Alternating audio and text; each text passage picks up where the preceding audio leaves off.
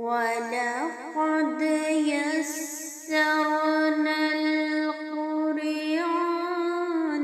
لِلذِّكْرِ فَهَلْ مِن مُّدَّكِرٍ۔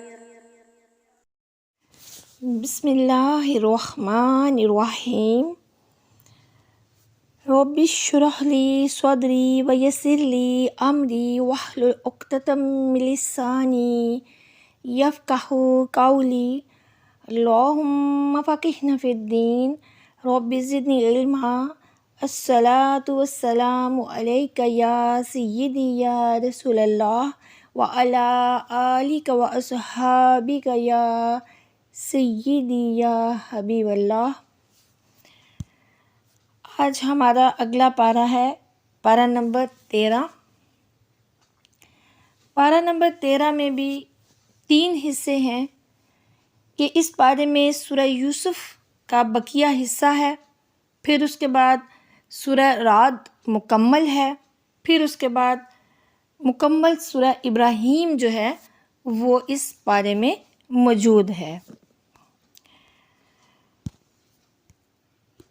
12ویں پارے میں عرض کیا گیا تھا کہ حضرت یوسف علیہ السلام کے خوابوں کی تعبیر کے حوالے سے شہرت کے سبب جو بادشاہ تھا عزیز مصر، اس نے حضرت یوسف علیہ السلام کو دربار میں طلب کیا۔ آپ نے فرمایا کہ جب تک مجھ پر لگنے والے الزام کی صفائی نہ ہو جائے میں جیل سے باہر نہیں آؤں گا۔ چنانچہ خود عزیز مصر کی بیوی کے خاندان سے ایک فرد نے گواہی دی کہ اگر یوسف کی قمیض سینے کی جانب سے پھٹی ہے تو یہ قصوروار ہیں، اور اگر پشت کی جانب سے پھٹی ہے تو پھر عورت قصوروار ہے، اور آپ کی قمیض پیچھے سے پھٹی ہوئی تھی۔ اس طرح سے آپ کی برات ثابت ہوئی، اور خود عزیز مصر کی بیوی نے بھی اعتراف کر لیا کہ یوسف علیہ السلام پاک دامن ہے اور میں نے ہی انہیں گناہ کی دعوت دی تھی۔ حضرت یوسف علیہ السلام اپنی پاک دامنی ثابت ہونے پر تفاخر کا اظہار کرنے کے بجائے اللہ کا شکر ادا کرتے ہوئے فرماتے ہیں کہ میں اپنے نفس کی برات کا دعویٰ نہیں کرتا، نفس تو برائی کا حکم دینے والا ہے، مگر جس پر میرا رب رحم فرمائے اسے اس کے نفس کی برائی سے محفوظ فرماتا ہے۔ بے شک میرا پروردگار بہت بخشنے والا، بہت مہربان ہے۔ کہتے ہیں کہ اچھے اخلاق، اعلیٰ اوصاف اور بہترین تربیت بہرحال اپنا رنگ دکھا کر ہی رہتی ہے۔ حضرت یوسف علیہ السلام کی تربیت ایک عظیم باپ کے ہاتھوں خاندانی نبوت میں ہوئی تھی، اور آباء و اجداد کی اخلاقی میراث میں سے بھی آپ کو حصہ وافر مقدار میں ملا تھا۔ مثالی تربیت اور اخلاقی کمال ہی کی وجہ سے آپ مصائب و شدائد کے سامنے بڑی پامردی سے کھڑے رہے، جس کی وجہ سے خلفت کے بعد راحت کا اور ظاہری ذلت کے بعد حقیقی عزت کا دور جو ہے وہ آ کر رہا۔ حضرت یوسف علیہ السلام ابتدائی طور پر وزیر خزانہ اور بعد میں عزیز مصر کے منصب پر فائز ہوئے۔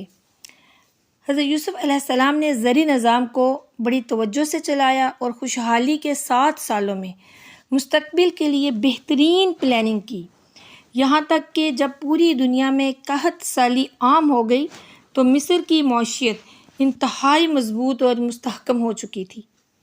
قحط سالی اپنے عروج پر پہنچی تو غلے کے حصول کے لیے دنیا بھر سے قافلے مصر پہنچنے شروع ہو گئے۔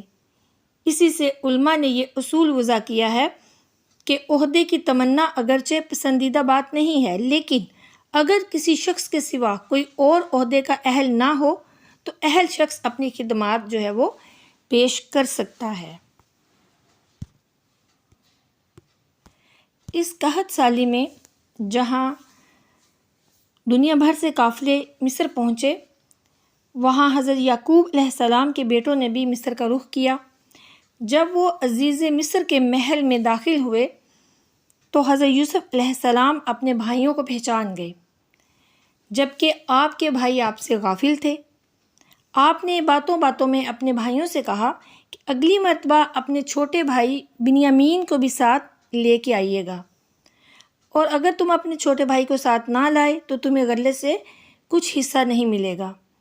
اور ساتھ ہی جو پونجی ان کے بھائی غلہ خریدنے کے لیے لائے تھے اس کو بھی اپنے بھائیوں کے سامان میں ڈال دیا۔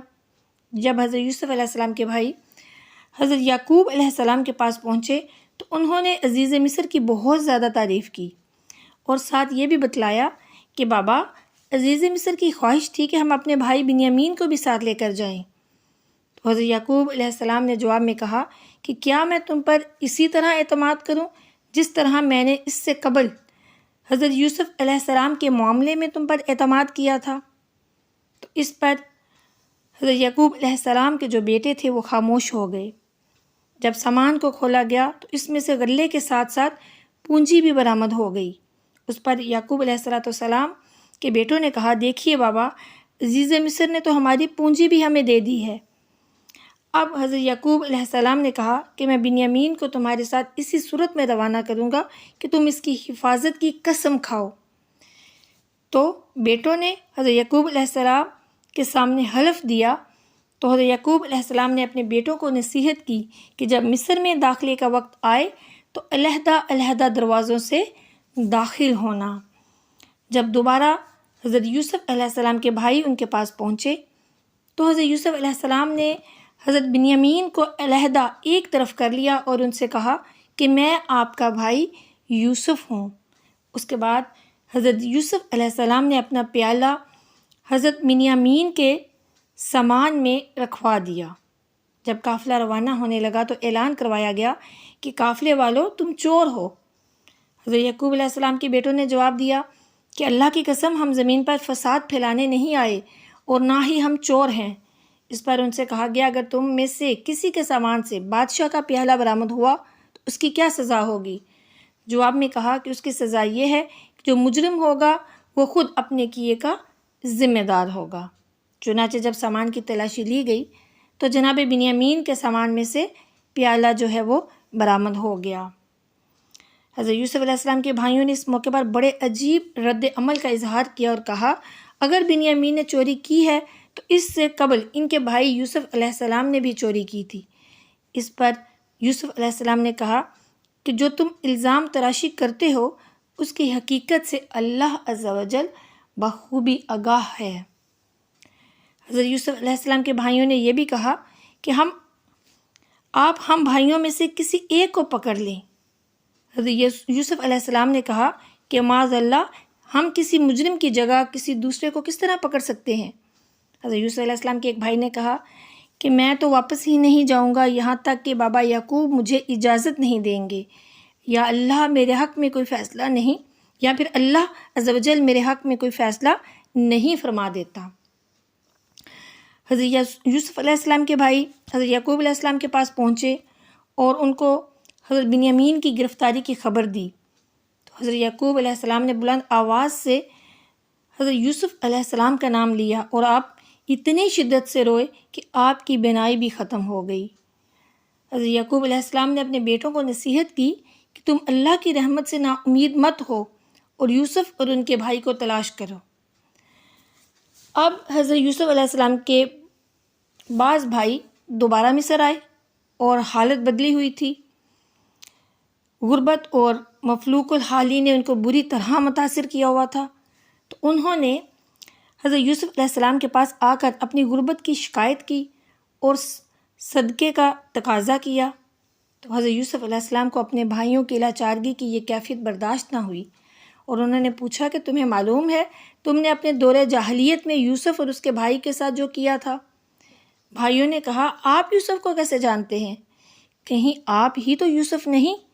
کہا، ہاں میں یوسف ہوں اور یہ میرا بھائی بنیامین ہے۔ اللہ نے ہم پر احسان کیا، بے شک جو صبر اور تقوی اختیار کرتا ہے تو اللہ نیکوکاروں کے اجر کو ضائع نہیں کرتا۔ حضرت یوسف علیہ السلام جو کہ مصر کے اقتدار اعلیٰ پر مطمئن ہونے کے ساتھ ساتھ نبوت کے منصب اعلیٰ پر بھی فائز تھے، ایمان اور تحمل کی بلندیوں پر پہنچے ہوئے تھے، انہوں نے بھائیوں کی پریشانی اور جرم کے تشت ازبام ہونے پر گھبراہٹ کو بھانپ لیا اور فرمایا کہ آپ لوگوں سے کسی قسم کا انتقام نہیں لیا جائے گا، میں تمام زیادتیوں کو اور آپ کے تمام مظالم کو معاف کرتا ہوں۔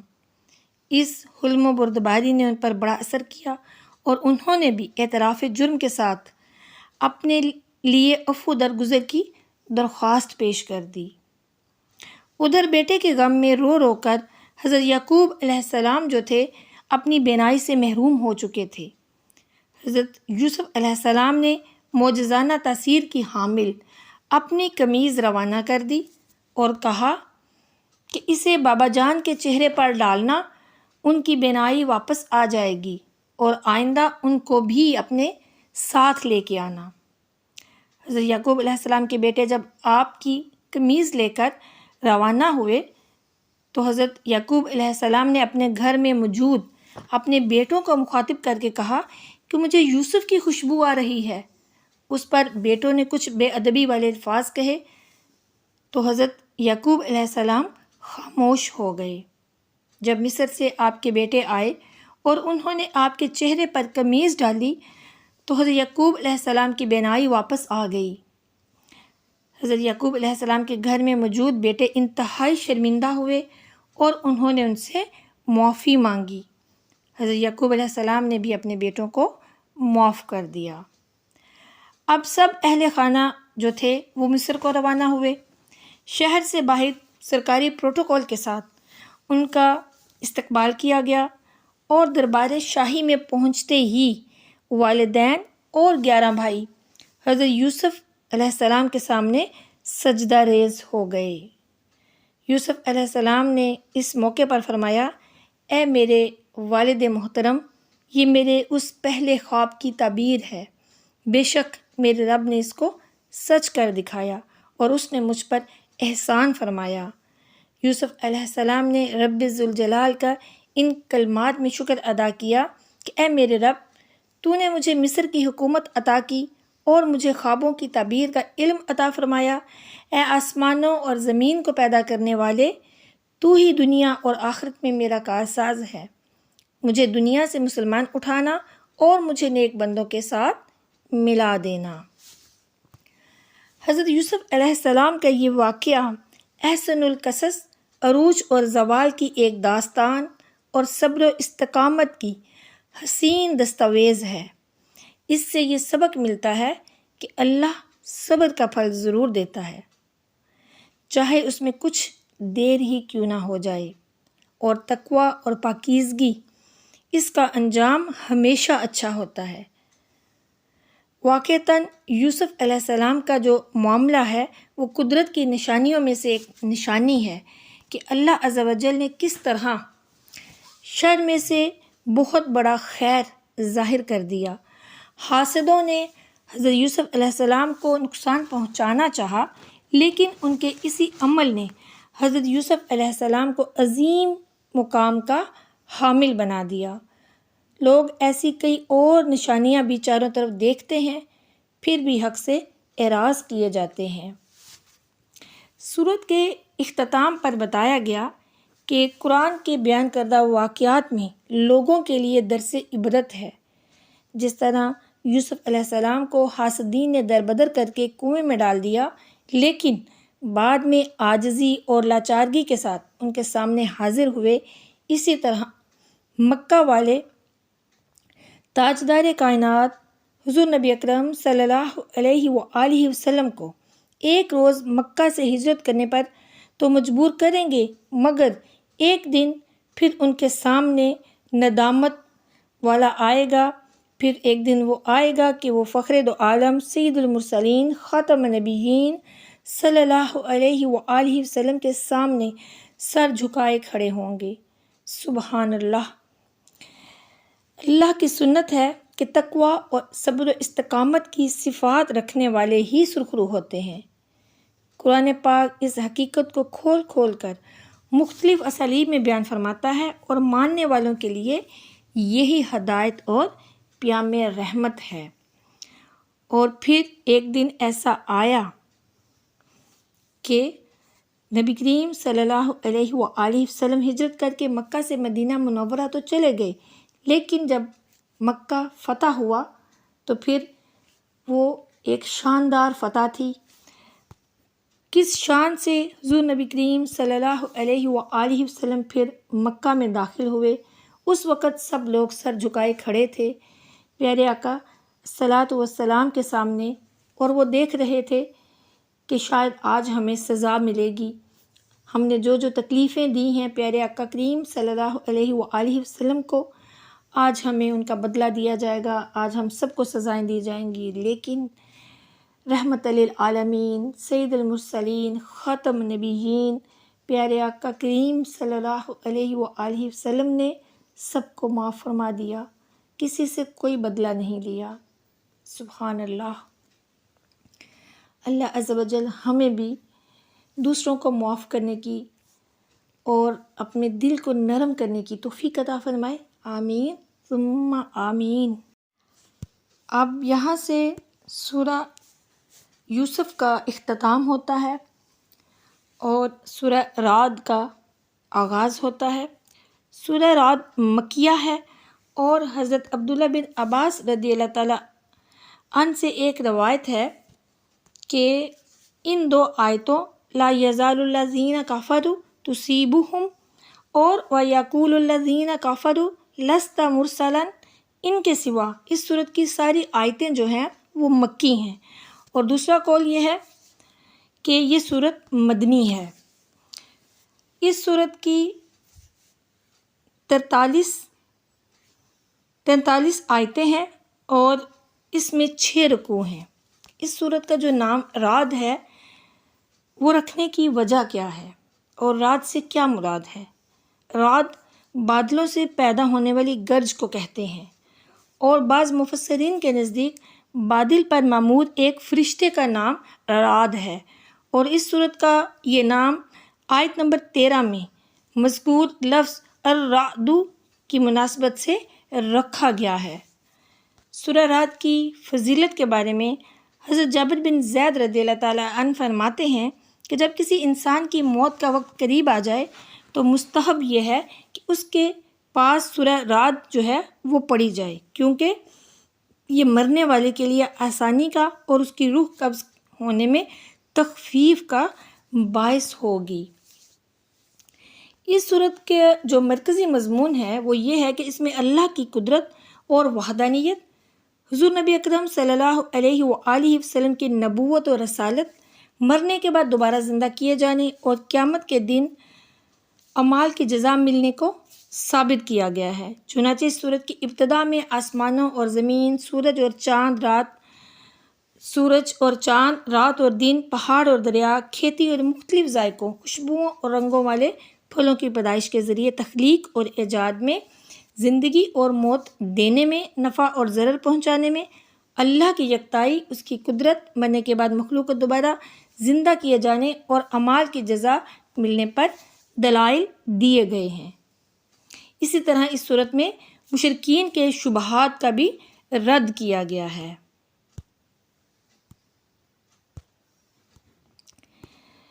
اب اس صورت میں تینوں بنیادی عقائد یعنی توحید، رسالت اور آخرت، اس پر بحث کی گئی ہے۔ اس کی پہلی آیت میں حقانیت قرآن کو بیان کیا گیا ہے۔ یہ نقطہ قابل غور ہے کہ جن صورتوں کا آغاز حروف مقطعات سے ہوتا ہے ان کی ابتدا میں عام طور پر قرآن کا ذکر ہوتا ہے، جس سے اس قول کو چیلنج کرنے کے لیے لائے جاتے ہیں جو قرآن کو معاذ اللہ انسانی کاوش قرار دیتے ہیں۔ اس کے بعد اللہ کی قدرت اور جلالت کا بیان ہے کہ بغیر ستونوں کے آسمانوں کو بلندی پر قائم رکھنا، سورج اور چاند کو ایک نظم کے تابع کر کے چلانا، زمین کا پھیلاؤ اور اس میں پہاڑوں کو لنگر کی طرح قائم رکھنا، دریاؤں کی روانی، نظام لیل و نہار، طرح طرح کے پھل، انگوروں، کھجوروں کے باغات اور امور کائنات کی تدبیر وغیرہ۔ پھر فرمایا کہ اہل عقل کے لیے اس میں نشانیاں ہیں۔ پھر اللہ کے علم و قدرت کا مزید بیان ہے کہ ماں کے پیٹ میں کیا ہے اسے اللہ ہی جانتا ہے۔ جدید طب زیادہ سے زیادہ بچے کی جنس اور صحت کے بارے میں بتا سکتی ہے، اندازہ لگا سکتی ہے، لیکن یہ اللہ ہی جانتا ہے کہ ماں کے پیٹ میں کیا ہے۔ نیکی بدی، غربت، امارت، علم و جہالت اور زندگی کے ماحصال، ان تمام باتوں کا علم بچے کے بارے میں صرف اللہ ہی جانتا ہے، اس کے علاوہ یہ علم کسی کے پاس بھی نہیں ہے۔ وہاں صرف یہی جانا جا سکتا ہے، جیسے آج کل جو ٹیکنالوجی ہے اس کے مطابق، کہ بچہ اور اس کی صحت کیا ہے، بچے کی یعنی کہ جنس کیا ہے، بیٹا ہے یا بیٹی، لیکن اس بچے نے نیک بننا ہے، بد بننا ہے، امیر بننا ہے، غریب بننا ہے، عالم بننا ہے، جاہل بننا ہے، اس کی زندگی کتنی ہے، کتنے سال وہ دنیا میں رہے گا، یہ ساری جو باتیں ہیں اس کا علم صرف اور صرف اللہ عز و جل کے علاوہ کسی کو بھی نہیں ہے۔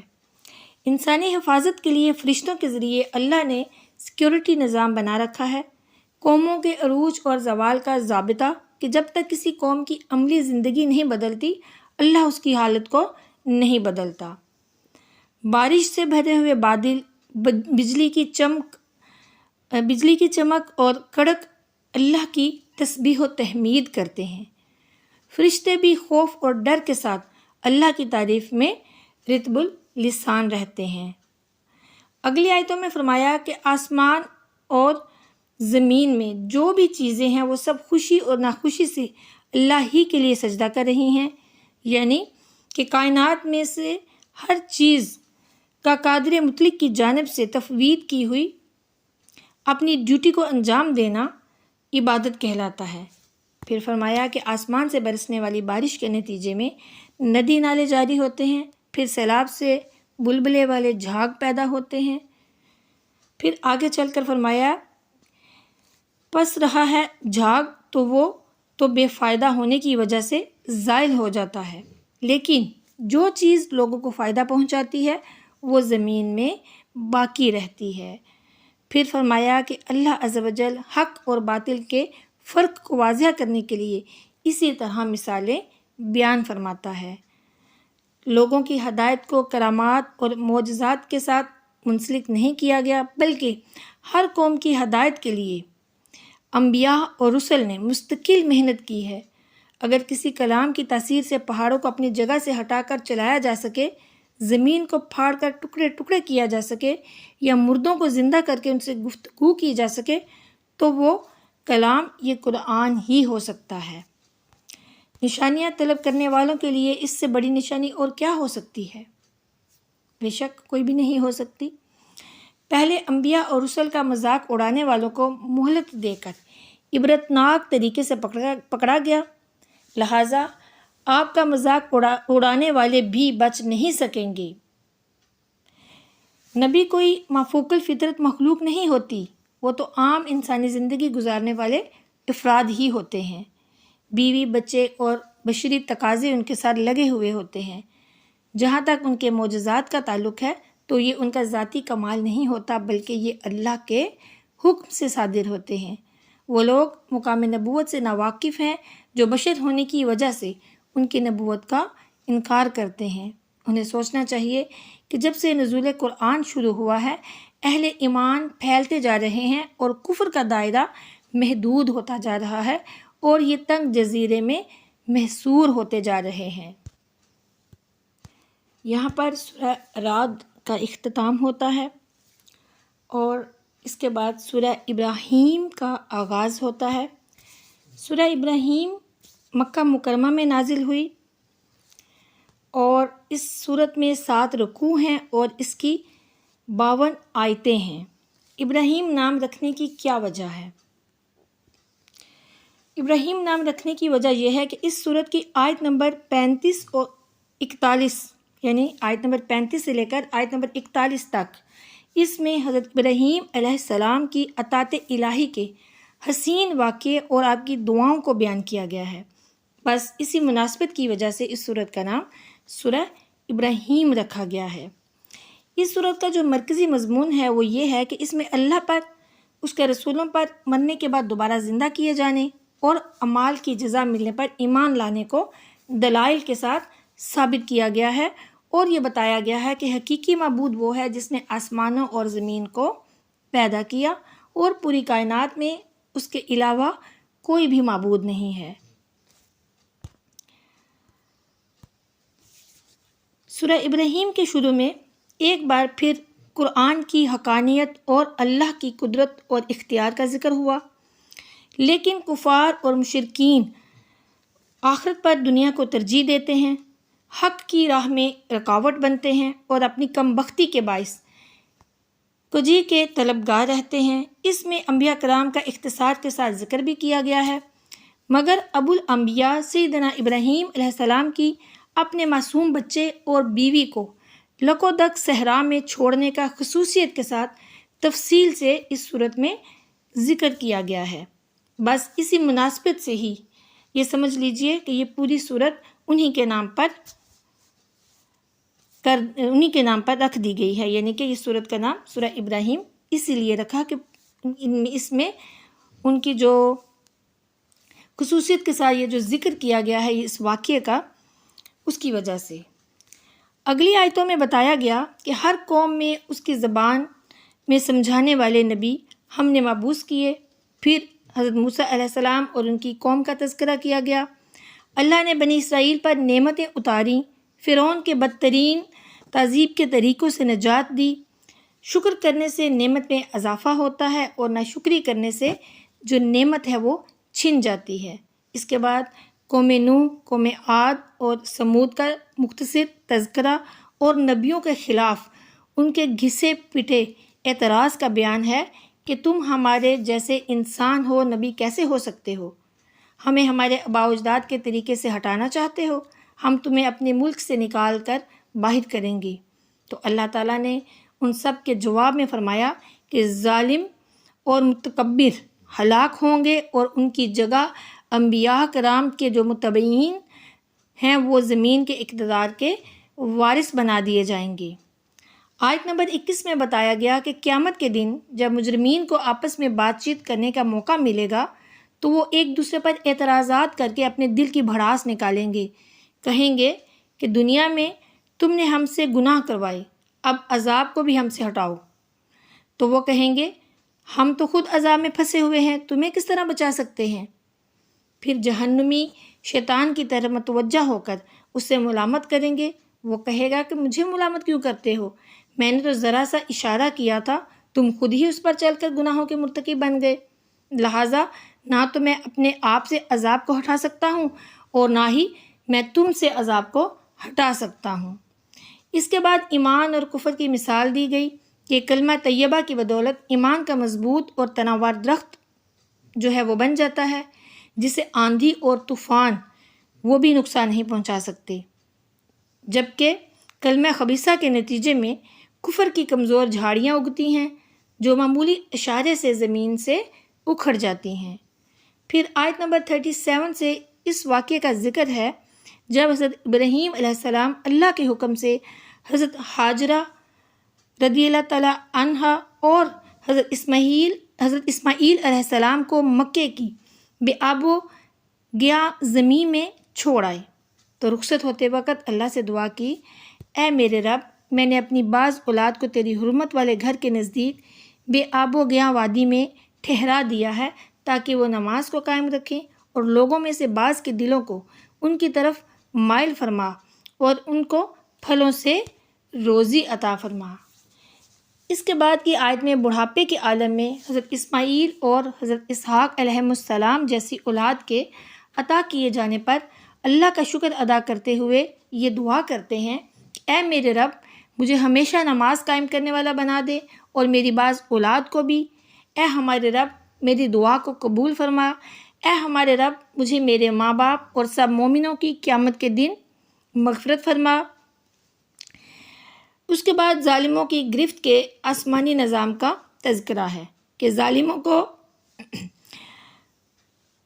آزادی کے ساتھ دندناتے ہوئے پھرتا دیکھ کر دھوکے میں نہیں پڑنا چاہیے، یہ اللہ کی طرف سے مہلت ہے، اور جب اچانک ان کی گرفت کے لیے نظام الہی حرکت میں آئے تو پھر انہیں کوئی نہیں بچا سکے گا۔